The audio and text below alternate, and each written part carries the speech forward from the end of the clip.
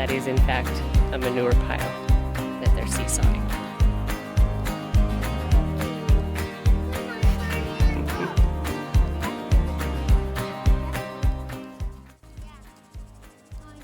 Okay, so we're working on our shed today, and hopefully we'll at least get the walls up square and part of the trusses on. That's our goal for today. So I'll show you kind of what we're gonna do. First of all, we're gonna have to take these brace pieces off.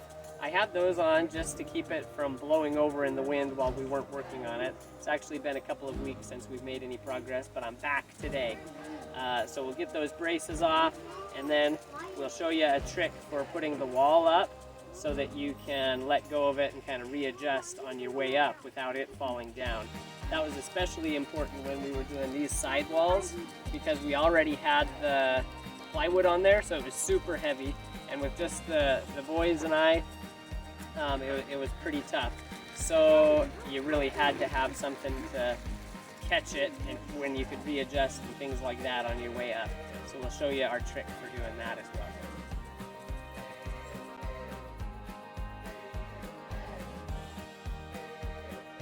Okay, so all I've really done to do a brace on our way up is I've put one screw in this board. And you can see the board goes well behind. So this is the top of the wall. So going out past the top of the wall, and we've put the screw right here probably about 2 feet down from the top of the wall. And I didn't screw it tight, so it'll be able to pivot. So now when we go up, this board will pivot down and stay on the ground the whole way. And as we go up, then eventually that'll catch so that we can let go of the wall. We won't ever totally let go, but so we don't have to bear the full weight of it at least and readjust and go up the rest of the way. Pretty handy. In this case, since it's our last wall, we will have to take it off before we can get it all the way up because it'll be pinched between the two side walls. So anyways, we'll show you kind of how that works.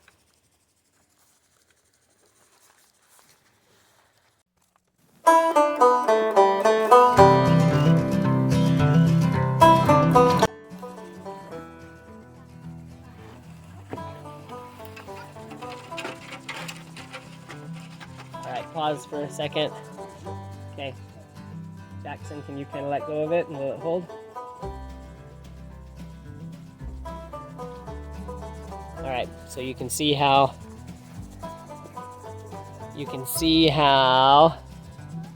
this piece right there that Jackson's touching is kind of bearing the weight of it right now. So that's ultimately what you want in those braces. Keep going now.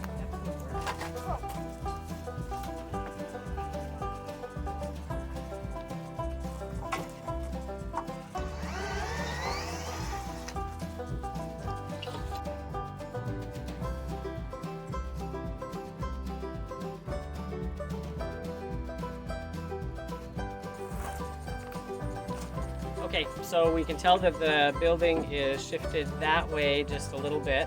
So what we're doing to solve it, this is kind of a, I don't know, fun little tip for you.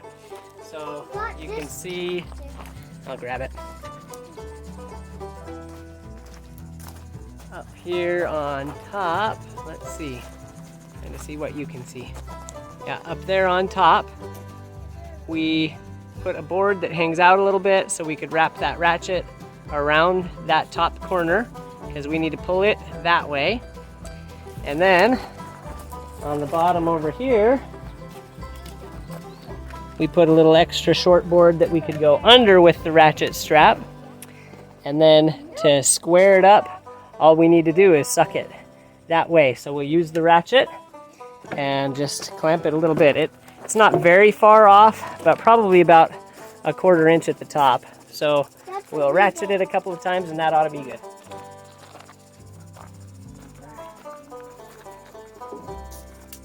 I want to move it.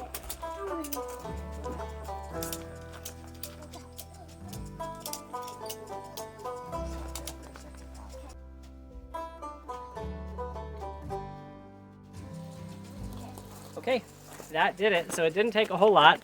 Those those ratchet straps are really handy for stuff like that. It would have been kind of tricky to do that. We would have had to push on the one top corner or something like that. But honestly, that was, you saw how easy it was.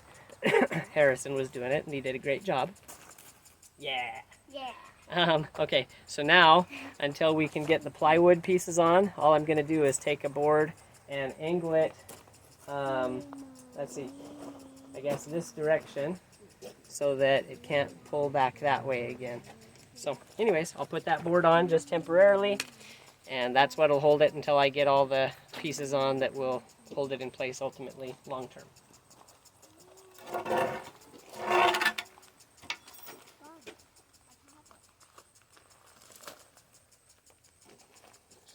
Oh, this is one of our truss rafters that we already cut, but I don't need it here for a little while. But it has a nice angle cut on it, and that I'm going to put on the bottom, and then that'll keep things from moving.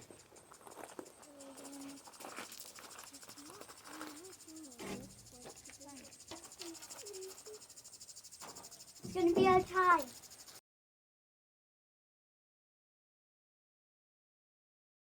Okay, now that this board is in place, we can go ahead and let go with the ratchet strap so we can put plywood on there. I don't think I'm going to put the plywood on today, just because I think it'll be easier to get the trusses on if we can walk freely through this wall. I know that's kind of silly, but that's what I'm going to do. Okay, so we let that go. Let's check one more time with the level just to make sure it stayed.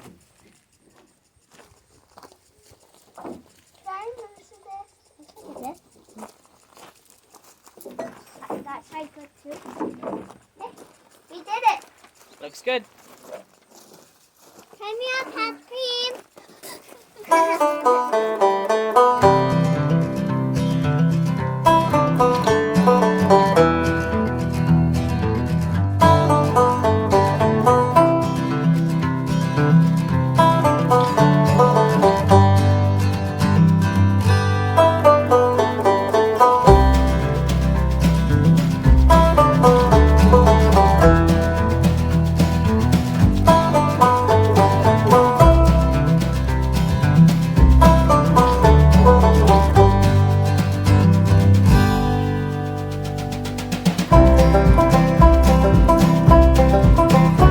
Okay, so we pre-assembled part of the trusses in the garage, and we put that on top of the trailer, backed the trailer up, and then we stood on the trailer to kind of slide it onto the shed.